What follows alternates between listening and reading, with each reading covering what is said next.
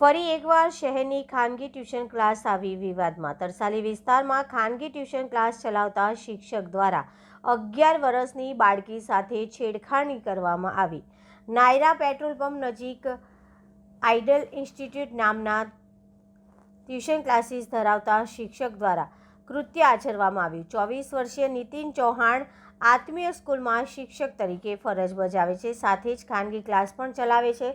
તરસાલી વિસ્તારમાં પરમેશ્વર કોમ્પ્લેક્સમાં idle institute નામના 1 વર્ષથી ક્લાસીસ ચલાવે છે। 11 વર્ષની બાળકીને ખોળામાં બેસાડીને અડપલા કરતા તેના માતા પિતા દ્વારા મકરપુરા પોલીસ સ્ટેશનમાં ફરિયાદ નોંધાવવામાં આવી, જેથી મકરપુરા પોલીસ દ્વારા પોસ્કો હેઠળ ગુનો દાખલ કરીને શિક્ષકની ધરપકડ કરવામાં આવી હતી।